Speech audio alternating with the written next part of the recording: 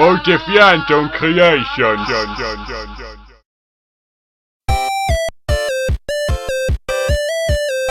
Felix recenserar. Hej och välkomna till Felix recenserar. Och idag ska jag kolla på en underbart dålig film, Hipp Hipp Hora. Det är ännu en i raden med svenska ungdomsfilmer som försökte på ett lite halvpretentiöst sätt och visa hur ungdomarna egentligen har det. Och de handlar ofta om sexualitet och andra tunga ämnen. Den mest kända av dessa är Fucking Åmål, som har blivit väldigt stor över hela världen. Hipp Hipp Hora däremot är inte riktigt i samma klass som Fucking Åmål, med värdelös skådespel och allt annat än ett bra manus. Så nu ska vi ta en titt på Hipp Hipp Hora. Vi får först träffa 3 tjejer som precis ska börja högstadiet. Wow! Huvudpersonen, den lite knubbiga, och Eva från Eva och Adam. Jag kommer faktiskt inte ihåg vad hon heter i den här filmen, så vi kallar henne bara för Eva. De sitter och snackar om hur många pojkvänner de kommer att få och hur snygg en kille som heter Maus är. Om vi ska vara helt realistiska så tror jag inte de kommer att få några pojkvänner alls. Jag tror inte de kommer att få bli bjudna på några fester alls heller. Alltså titta på dem. De ser alla ut att vara 12 och är dessutom rövfula. Jag tror de vill bli tillsammans med någon som går i 7:an. Nej, precis. Sen får vi ett rockigt montage medan de är på väg till det mytomspunna högstadiet. Jag vet inte vad det var för er, men för mig var det verkligen ingen stor grej att börja högstadiet. Men här är det som de är på väg till en helt ny värld, full av möjligheter och synd. Jag skulle börja på ny skola precis som du, så hade jag inga kompisar där som jag kände, så var jag jätterädd att de skulle... Ja, men att ingen skulle gilla mig. De ska börja en ny skola och känner ingen. Låt mig gissa. Någon av dem kommer vara mobbad senare i filmen. Måste också poängtera att Björn Kjellman är huvudpersonens pappa.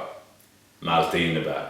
Och tydligen så är han lärare på skolan de ska börja på. Fan vad pinsamt! That ass! Och de går sedan in i byggnaden. Och vår huvudperson, som vi fortfarande inte vet namnet på, får syn på Maus. Som är så jävla söt!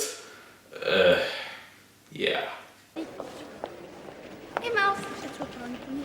Fan vad pinsamt! Huvudpersonen blir avundsjuk på tjejen och börjar klaga på hennes kläder. Som alla tjejer gör. Skit för skjorta.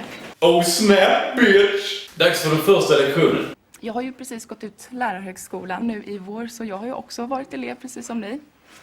Så jag vet ju hur det kan vara liksom. Jag känner igen den här typen av lärare. Den värsta sorten. De tror de är roliga och på kidsens nivå. Men egentligen är de helt jävla fel och försöker alldeles för hårt. Vi börjar med att ropa upp er. Love at first sight. Nu börjar uppropet. Så när jag säger ert namn så säger ni ja. De är inte alls entusiastiska. Vi får också se en kille med den senaste mobiltekniken.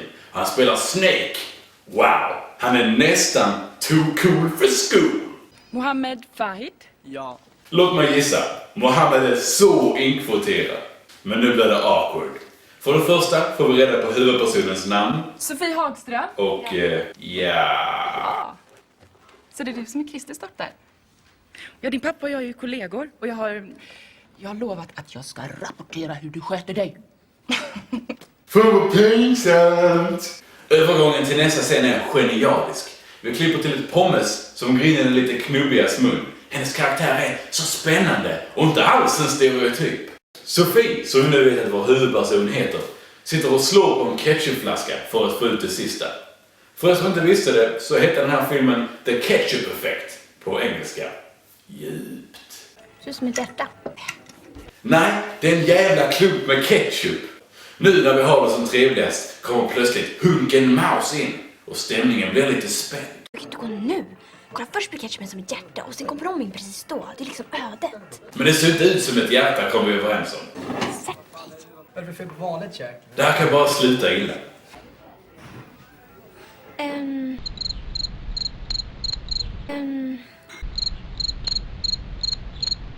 Bra jobbat, idiot!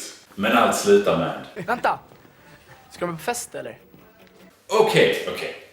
Hon går fram till grabbarna Grus, ber om ketchup, Maus skämtar om hennes bröst och bjuder henne sen på fest. Bra jobbat, där fick ni verkligen till manuset. Det här är realistiskt, det här kan hända. Sen får vi ett häxbryggsmontage till tidigt 2000-tals bästa rockpop. Knaskul!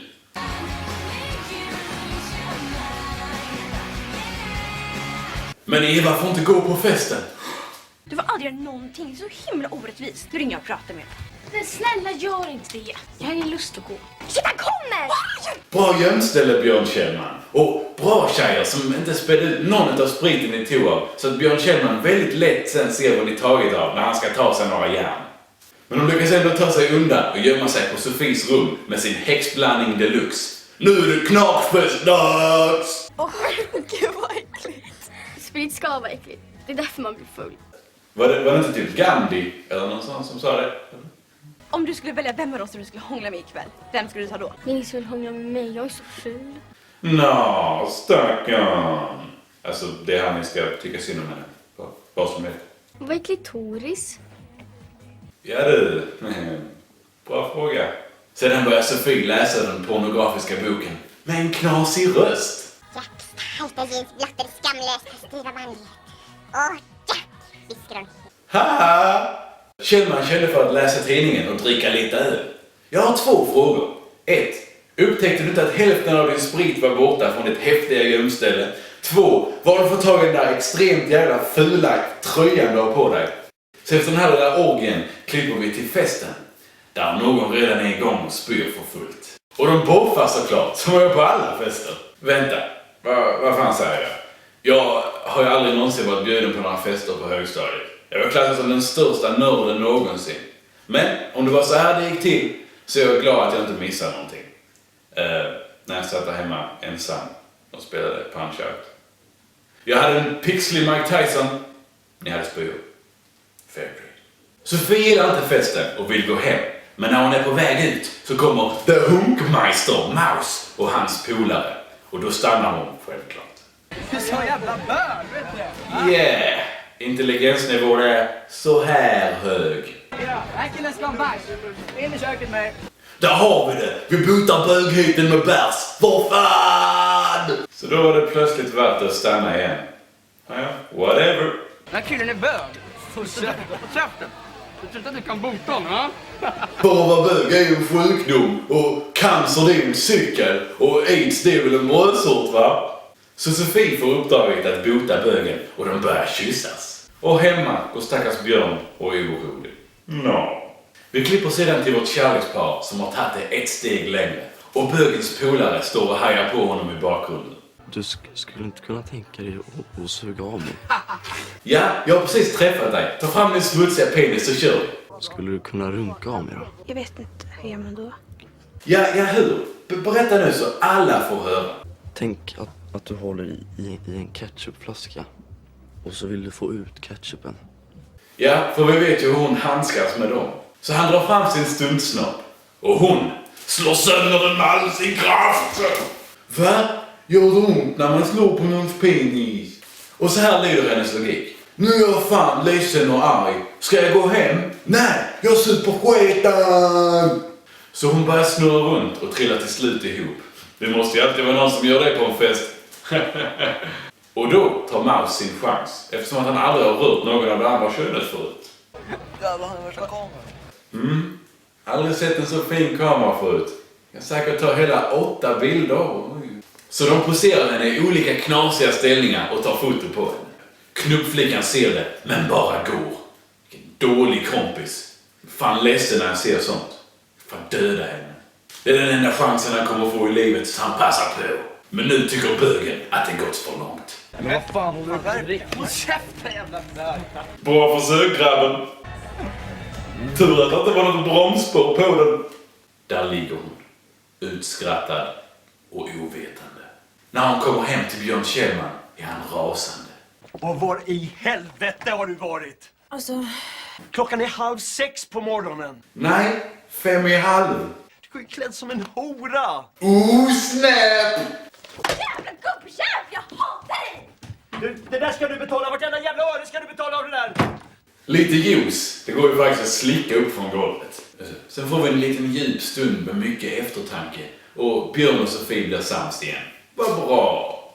För det hände absolut ingenting farligt eller dåligt på fältet. Oh wait! Nu sitter grabbarna och kollar på snuskbilder. Jag har fan satt på i alla jävla hål som finns. Det är den där typen av kille som kommer vara oskyldig resten av sitt liv. Om man då inte blir våldtäktsman. Sen såg jag Sebbe på festen i lördags. Ja, just det. Eller hur, Sebbe? Och Sofie, hon fyller tydligen år idag. Och grabbarna i klassen bestämmer sig för att spela henne ett litet spratt.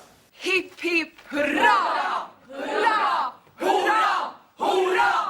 Det här är ett fenomen som mobbar över hela Sverige tog till sig och använder än idag. Tack film! Busgrabbarna har hängt upp en bild på Sofies skåp och hon blir ledsen. Men hon kommer hem till Björn Kjellmans lilla kalas. Han ser lika dumglad ut som vanligt. Hennes vänner kommer sen hem och försöker trösta henne. Jag kommer inte ihåg någonting.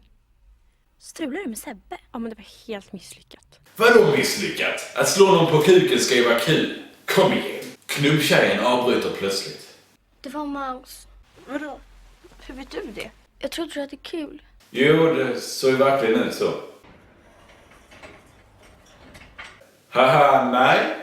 Sofie försöker sedan med sina lockpick skills i level 1 att öppna Maus skåp, men misslyckas. Nej. Fuck yeah! Klipp in Tekken i vilken film som helst och den går från 2 av 10 till 10 av 10. Det är dock Tekken Tag, men fortfarande Tekken. En liten rolig grej att poängtera här är att hon har en annan karaktär när hon vinner än när hon spelar. Kontinuitet. Hade jag fått bestämma hade den här biten av filmen ensam varit värd 1 eller 2 Oscar. Men på modellskolan, lär måste man bli modell då, eller? Man lär sig hur man går. Ja, på en catwalk. Okej, tillbaka till det här bullshit. En liten rolig grej här är att en snubbe kommer ut från toaletten och i nästa klipp så är han direkt vid skåpet. Så Sofie bestämmer sig för att konfrontera Maus och gänget. It's raping time! Känns det roligt? Hej Sofie. Så jävla arg. Jag menar, det var bara lite våldtäkt. Det är inget att vara sur över. En farlig konversation pågår längst fram i klassrummet. Eva blir konverterad to the dark side. Knubbis försöker också gå med i gänget, men får inte riktigt. Ungefär som den rullstolsbundna tjejen i fucking Åmål. Den här typen av karaktär som försöker så jävla hårt att vara med i det tuffa gänget genom att exploatera sin nu mobbade kompis har blivit lite av en stereotyp i den här typen av film. Sofie står nu på tågstationen på väg hem där hon helt plötsligt ser Mr. Loverboy. De börjar prata ut om festen men blir avbrutna av Maus och hans hajdukar. Så de bestämmer sig för att stiga hem till bögen. Okej, så det här är hans rum. Låt oss gå in alldeles för mycket i detalj. Vi kan ju börja med att han har en liten utskriven A4 som visar hans politiska åsikter. Busch. Fint! Jag tror han har skrivit ut den i skolan eftersom han inte har någon skrivare hemma. Han här på IFK Aspudden. Jag vet inte om det är bra eller dåligt för att jag skiter totalt i sport. Han har en Timbuktu-plansch. Bra grejer. Tyvärr inte hans bästa album, men ja. En liten leksaksråtta som visar hans lite mer lekfulla sida. Och en South Park-plansch. Så var det att han är den här typen av personer som inte riktigt förstår det och endast skrattar åt pruttar. Han har ett keyboard som står lite casual mot väggen.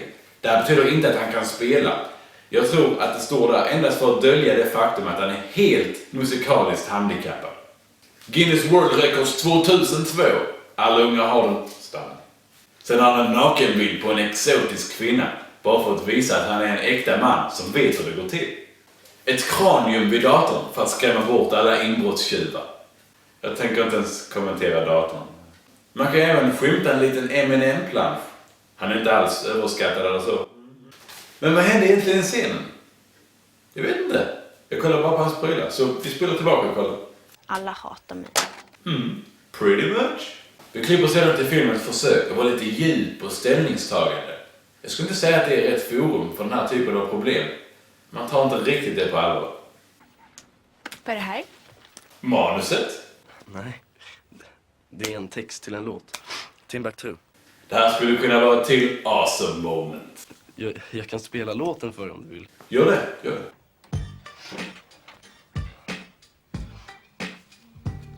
Härligt kul. Det är så som Nickelback. Håll käften! I alla fall, Eva och Darth Vader sitter på ett café. Eva blir bjuden på fest och snackar skit om Sofie.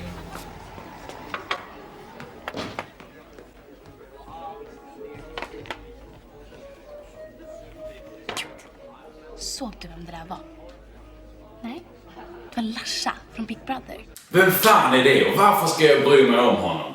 Det här var 2004 och det är 2011 nu. Hans 15 minuters berömmelse borde vara över vid det här laget. Det var verkligen ett bra sätt att göra filmen helt irrelevant. När jag ändå håller på, vill jag bara säga att alla som kollar seriöst på Big Brother får gärna sönderfrätt inifrån. Ni förlorar seriöst mer IQ av att kolla på Big Brother än av en lobotomi. Nästan som att lyssna på Nickelback. Japp. Och här kommer alla pedofilerna sen. För fan. Sofie kommer hem till sin pappa. Det är inte klokt. Va? Du är bara 13 år, Sofie! Men hon har varit 14, det hade varit helt okej.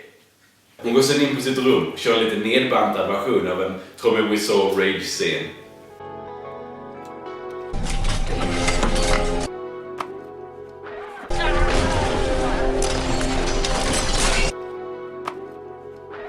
Och sticker hem till sitt love interest. Du vet det där du sa förut om att alla hatar dig. Det är ju jag med.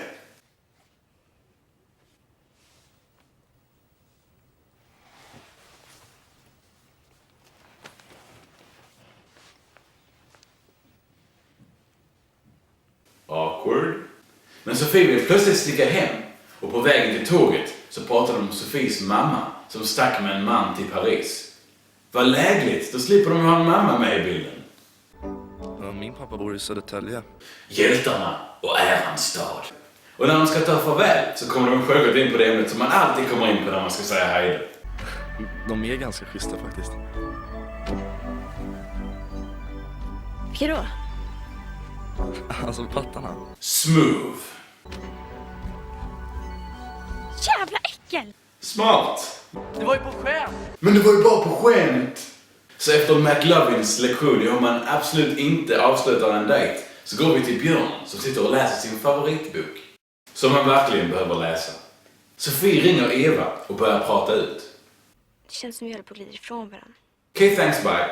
Det är lite nedstämd frukost, men vi ska analysera deras mat. Crunchy müsli från Ica ser ut att vara med torkade jordgubbar i. Godmorgon apelsinjuice, Arla filmjölk till müslin, mackor, skulle kunna vara ljus bröd med fröer i, svårt att se. Bregott såklart, lite ost till det, troligtvis Arla. Och så dricker de båda kaffe. På alla sätt en mångsidig frukost som gör dem redo för dagen. Jag tycker att vi ska försöka kommunicera med varandra. Låt mig gissa, du läste detta i boken igår. Hur du klär dig. Ja, men har du tänkt på vad det sänder ut för signaler? Smooth. Det där stod nog inte i boken. Rebellisk som hon är så går hon till skolan i det mest revealing plagget hon har. Där fick du Björn. Den knubbiga tjejen, som egentligen faktiskt inte är så tjock, ska sätta sig hos Sofie och då blir det hus i helvete. Får jag sitta här? Det är ett fritt land. Du får sitta var du vill. Sofie stormar ut förbi det tuffa bordet och då händer det här. Vad sa du? Va? Aj! Slagge, slagge, slagge.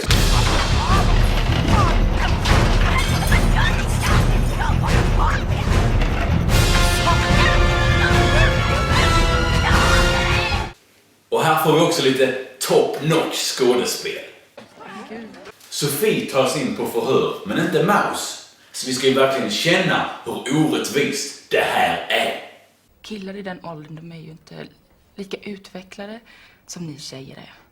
Bara säg det. De är dumma i huvudet. Maus helt enkelt ville flörta med dig för att han tyckte att du var söt. Han liksom klämmer mig på fittan, men jag ska vara glad och tacksam då, eller? Ja, tydligen. Men det var förstås dumt av honom att klämma dig på framstjärten. Han gjorde det för att han tyckte att du var söt. Så jag kan se det som en komplimang. Så var det nog. Sofie blir arg. Ja, så som jag liksom klämmer dig på pattaren nu, då blir du jätteglad, eller? Så jag menar. Nej, men hur menar du? Raping time!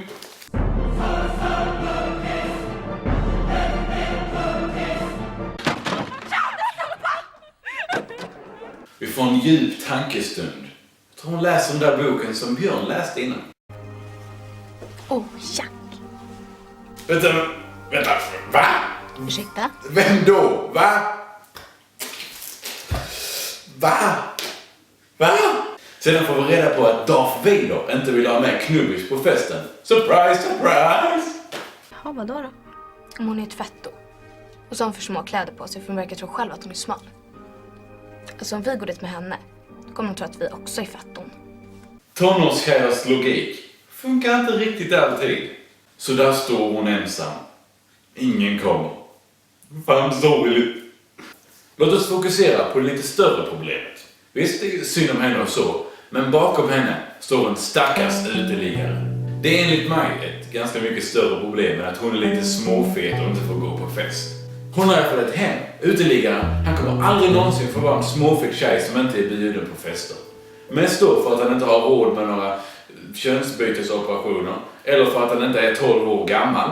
Han kommer för evigt panta burkar. Tänk på en stund. Tänk! Björn kommer hem arg på grund av det som hände i skolan. Seriöst, jag pallar inte mer far- och dotterkonflikter. Vi spolar fram lite. Efter att de bråkat så sticker Sofie hemifrån. Åh nej, hon är ledsen. Hon ringer sin bästa vän. Men hon svarar inte. Björn letar förgäves. Det här är den dramatiska delen av filmen där ni ska vara lite oroliga. Så var nu det, grabbar. Sofie ser festen och tänker direkt det som vi alla hade tänkt. Jag ska fan hoppa och ta självmord. Och så gör hon det. Slut!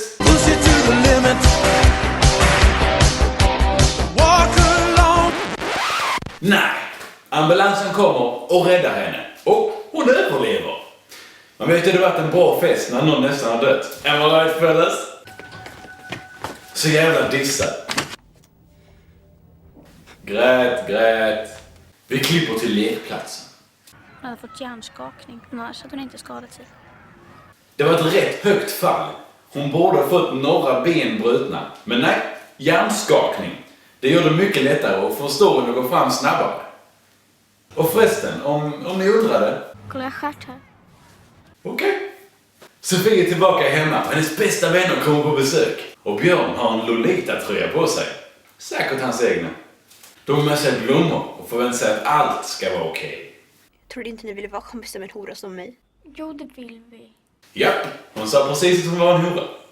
Ni kan dra åt helvete. Det summerar upp ungefär vad jag tycker om den här filmens skapare. Burger King! Här får vi lite produktplacering och dåligt skådespel. Bara lyssna. Men liksom, varför?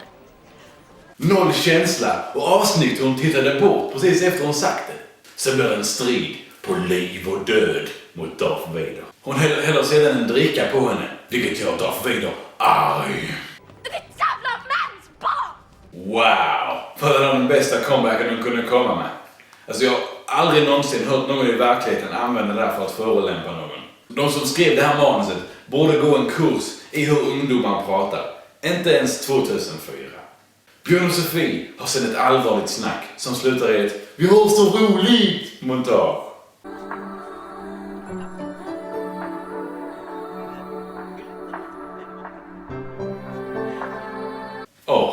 Det är vackert att se. Sofie beslutar att aldrig åka tillbaka till den där skitskolan. Aldrig någonsin. Aldrig. Jag har aldrig gått tillbaka till den där jävla skitskolan. Men trots allt jävla snack om att hon aldrig någonsin ska tillbaka till skolan så går hon dit direkt igen. Okej. Hon kommer tillbaka till skolan för att avsluta det hon har påbörjat. Jag skulle bara säga att du kan behålla de där korten. Vad snackar de? Du kan tapetsera hela skolan med dem om du vill. Eller har dem att runka till, för det är väl den där sex du får. Haha, det har han nog redan gjort. Du kan ta de här jävla korten, vet du det? Ändå så jävla ful och äcklig. Om de betyder så lite för dig, varför går du då runt och bär på dem var du än går? Fan, du vet att jag knullar i alla håll som finns.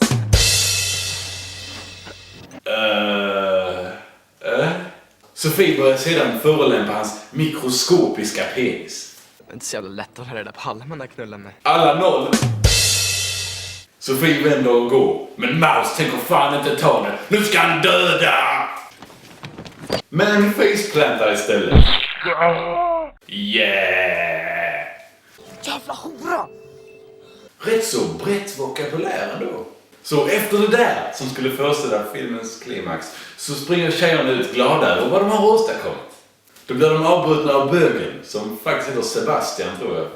Jag vill bara säga att jag tror jag gillar dig. Jaha.